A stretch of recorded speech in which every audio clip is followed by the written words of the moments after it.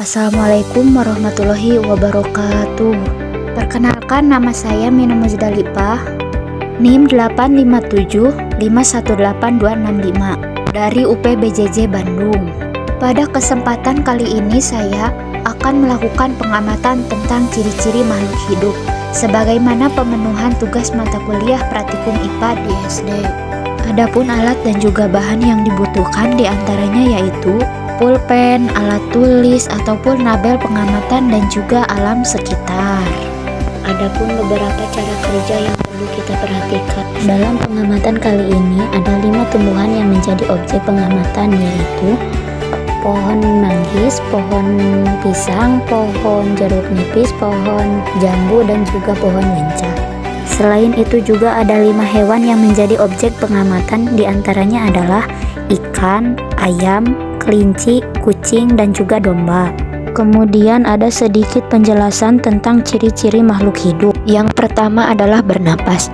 Tentu saja semua makhluk hidup membutuhkan oksigen dari lingkungannya untuk bisa bernapas. Bernapas merupakan suatu proses pengambilan oksigen dari luar tubuh, tentunya untuk proses pembakaran bahan makanan di dalam tubuh. Makhluk hidup yang habitatnya di darat tentu saja mengambil oksigen dari udara di sekitarnya, sedangkan makhluk hidup yang habitatnya di air tentu saja mengambil oksigen yang terlarut di air. Misalnya manusia bernapas dengan paru-paru, sedangkan ikan menggunakan insang. Yang kedua yaitu bergerak. Supaya bisa melakukan gerakan, setiap makhluk hidup tentunya memiliki alat untuk bergerak. Hal ini terjadi karena untuk mereka mencari makan. Misalnya, manusia bergerak dengan menggunakan kaki ataupun tangan. Hewan juga sama, tetapi tumbuhan juga sama halnya bergerak namun terbilang lambat, sehingga gerakannya itu tidak nampak terlihat oleh manusia.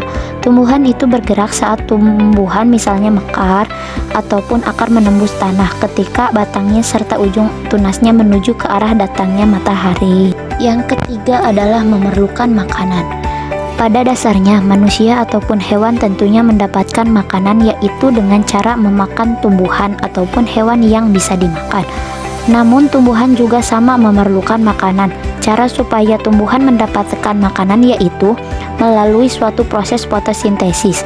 Dalam hal ini, tumbuhan mengambil air juga sebuah zat mineral dari tanah dan juga karbon dioksida dari udara untuk bisa diolah menjadi makanan. Selanjutnya yang keempat yaitu tumbuh.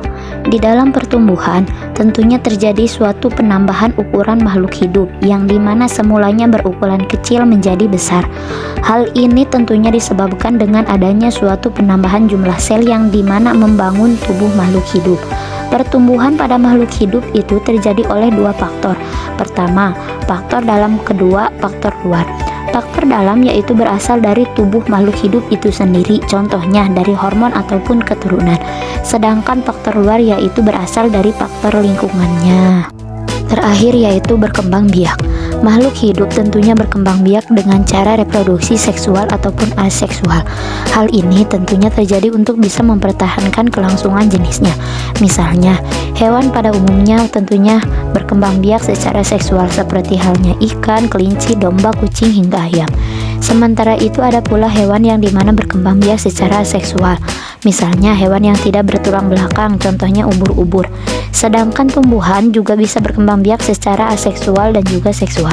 Perkembangbiakan aseksual misalnya yaitu dengan membentukkan tunas pada pisang maupun bambu, mencangkok ataupun stek batang. Sedangkan yang berkembang biak secara seksual misalnya adalah dilakukan dengan cara biji, misalnya pada mangga, rambutan maupun jagung. Sebelum video ini berakhir, saksikan beberapa cuplikan pada saat pengamatan dilakukan.